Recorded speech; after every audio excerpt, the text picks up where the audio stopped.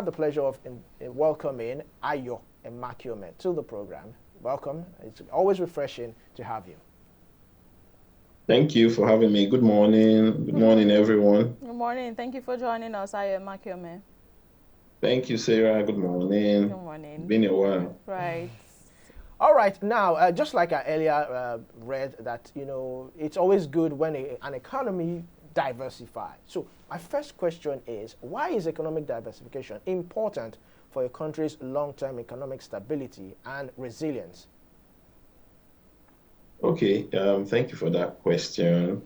Let me, in fact, I like your plenty of grammar. Are you okay? Let's bring it down in simple terms. It's like an economy should be looked at like a company. So when a company has only one source, let's say one client only that it does business with, it's a big risk. If that client gets sick, you as a company get sick. If anything happens, if they are facing any economic challenges, it will also affect you because they are your sole source of income and they are the only ones buying from you. So it's the same thing any economy that has only one source of revenue is facing. So in line with that, it is only logical that no economy should have only one source of revenue. No economy should only have one industry directing it, unless it's a strategic move by that government. But outside that, it shouldn't be. Interestingly, looking at it from the Nigerian angle, Nigeria is not anymore, it used to be a single economy nation, a single sector-driven nation.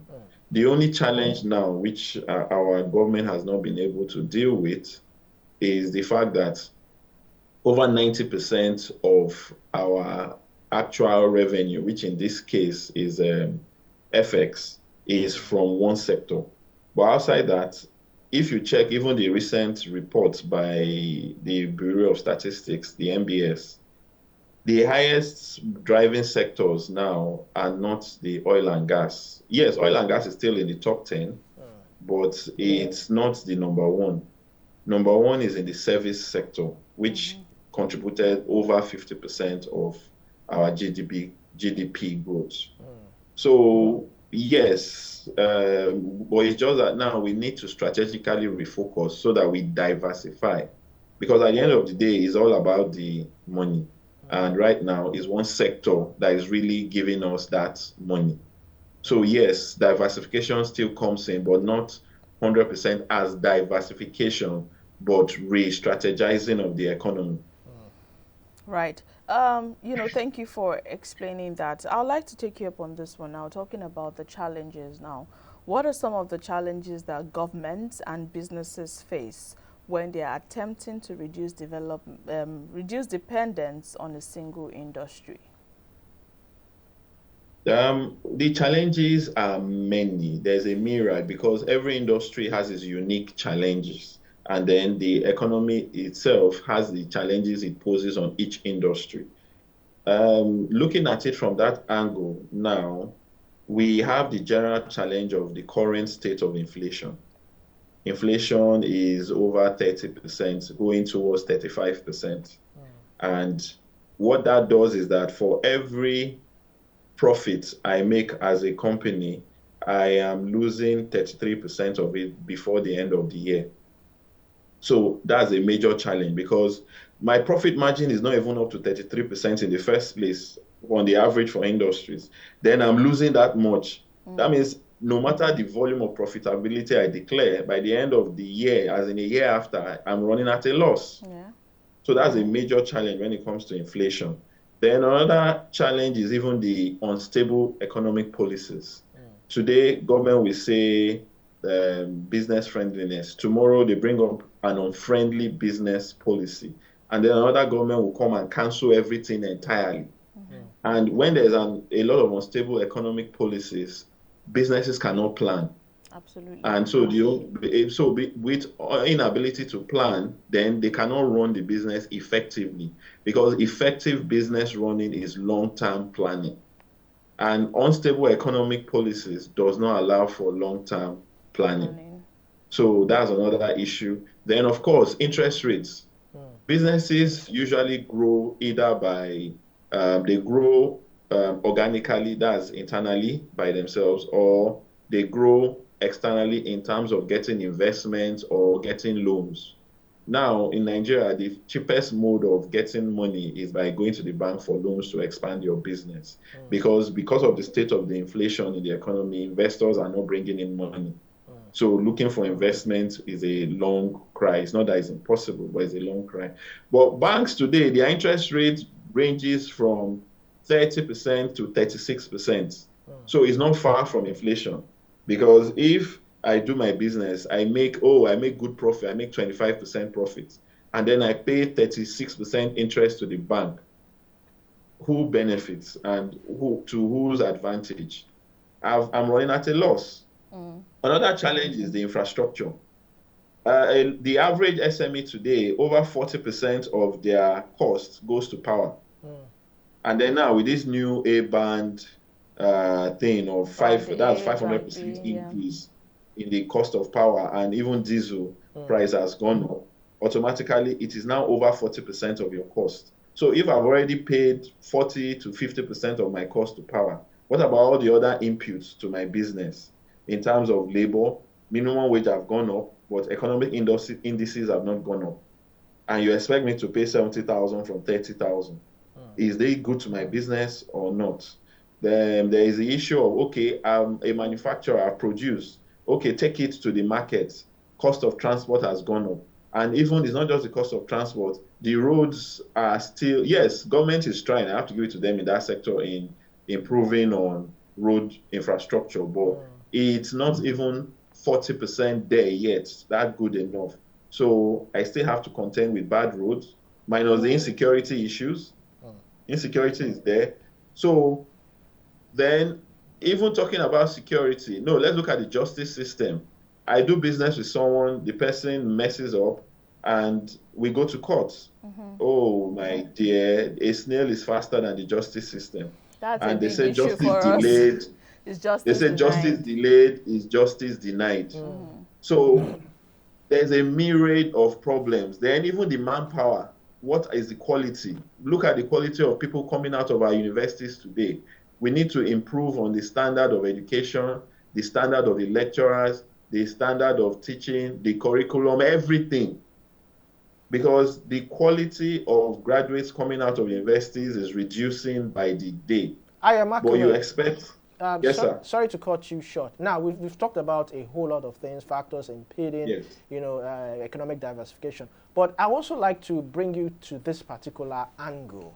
It's one thing for us to diversify. It's one thing to have a market readily available to embrace this economic diversification. Take, for instance, producing cars locally in Nigeria. If you look at the cost of getting a locally made car in Nigeria, it's almost, if not more, or competing with imported cars.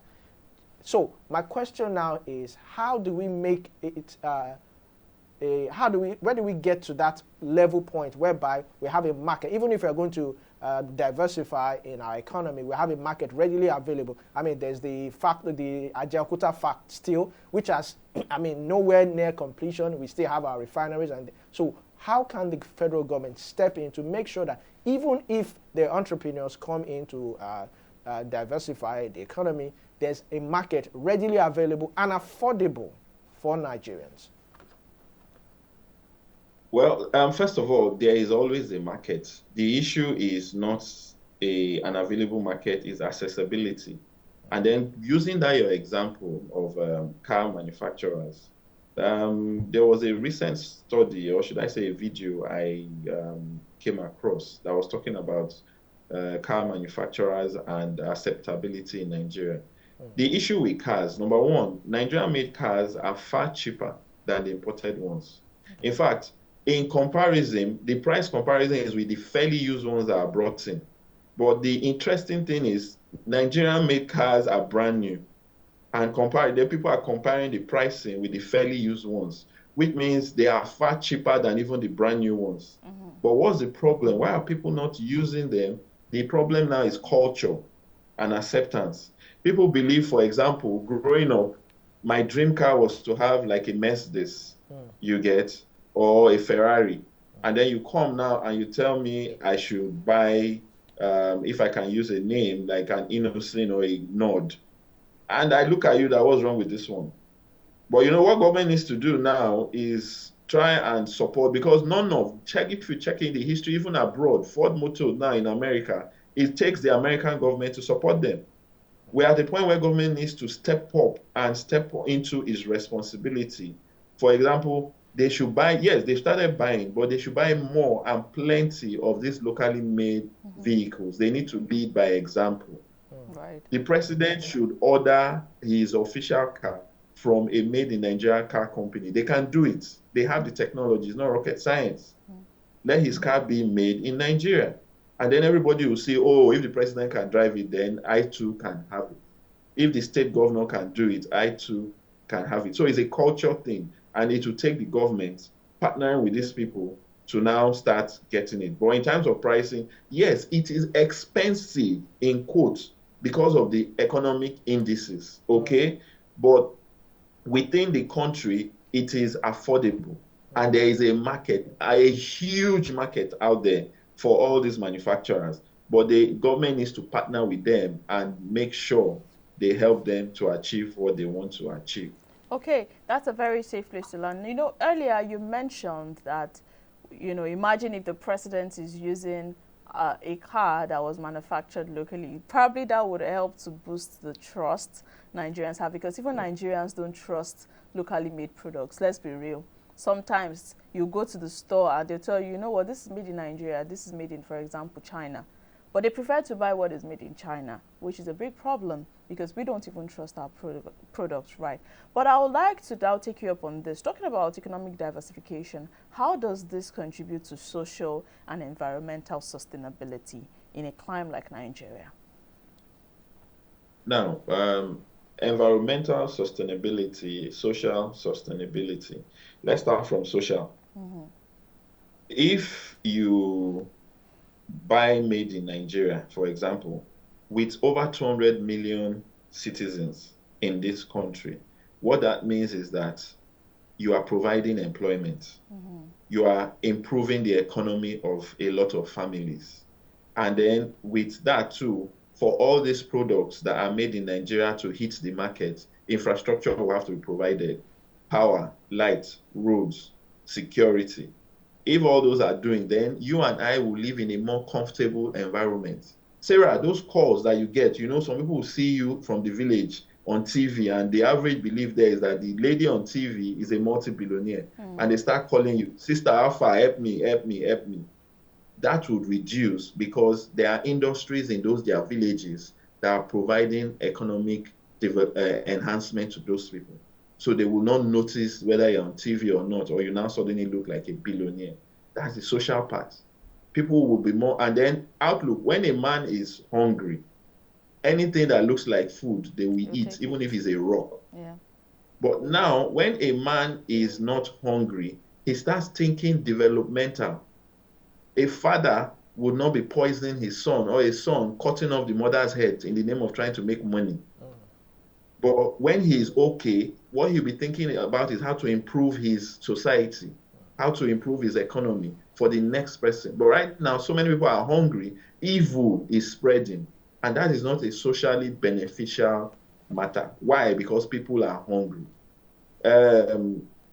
On the economic part, which is what I've been talking about, people's pockets will be better, and social economic standing will be better, and the whole economy will benefit. So that's why it is so important to diversify the economy, because for every new industry that is opened, millions of people get empowered financially. So now the major industry we know of is oil and gas. People are getting jobs. The next major one we know of is agriculture. And then the next one after that is telecoms. But there are so many others outside IT that are there that can produce so much employment, so much financial empowerment, and improve the state of the economy, which is why diversification is so important. All right, thank you very much. Now, two questions, if you can answer them as short as possible. The first question is, we still have the, if any government of any country have to go into diversification, especially Nigeria, let's take Nigeria as a case study. We know that everything has to do with anything here, corruption takes the day. So, and much of the reason why we've had uncompleted projects like the Ajaokuta, even our refinery and all that, you know, the government had with good ideas, good motives, they come out with good policies, but because of the implementation or bad implementation, it's so. How can we tackle corruption in this case? And secondly, now in light of this global economic trend, what sector should Nigeria, or do you think Nigeria can focus on to secure the future of their economy rather? Okay, first of all, the oil flows from the top. To tackle economy, it has to start from up there. That's from the presidency all the way down. But corruption has been so enshrined in the system that for some people, they don't even know that they are committing corruption when they are doing it nowadays. That's how bad it is. But now it is up to you and I, because that's the new solution, to decide and act actually in an incorruptible manner so that it spreads around and everybody realizes this is corruption and this is non-corruption. And so people start buying in as it keeps spreading like a disease as for corruption. Okay, then what was your second question? What sector should Nigeria focus on to secure the future? Sector performance is, number one, is a holistic thing. There is no one sector. Because of the state of the country, you can't pick one, because when you pick one, you realize there are so many others hanging. You pick another one, and so it's what I expect the government to do now is redefinition. What do I mean? Many years ago, in the days of Awolowo, when I wasn't even born, they sat down and they said this was their vision of Nigeria and how they see the average Nigerian should be. And then they started setting up systems and structures to ensure that that is created. That is how we got free education. That's how we got our food baskets and our food pyramids, okay? So now it is time our leaders decide, number one, what are our values? Is our values, if I have 2 more minutes, let me quickly come in from this part where I'm going to. That is one. In the American government, they believe in liberty and freedom for everyone. You can achieve anything you want to achieve as an individual, which is why as a business, you can succeed as an entrepreneur, you can succeed as an individual. In UK, they believe in taking care of people, which is why it is very easy for you to succeed as an individual, as an employee. But it is difficult to, break through as a business person. So because they've set up your life as an individual, that they take care of you all through your life till you die. Unlike America, where it is your call of how much you want to succeed, they have defined it. We are at a point in Nigeria where that is what needs to be done. The government should say, like those, if I use what Awolowo and co then said, Nnamdi Azikiwe and all our other leaders then, they said they see the values they believe in are the values of family, mother, father, children. And then they see the average Nigerian living by such standard where the average family is very comfortable and their basic needs are met, which includes education. Today, what is our leaders' values for us? What is our outlook? Which was why they now came up with industries. Then the focus was one on the transportation industries. We had the likes of Aramco and Co for car manufacturing and education. We have free education. Emakhiome, I'm so sorry I have to cut you short. I wish we could borrow time, but we really have to go. We've exhausted our time. But thank you very much for sharing your thoughts this morning. Thank you very much for having me. The time, as usual, is never enough, so I'm very grateful. Till next time, I wish you guys all the best. Thank you so much. Thank you.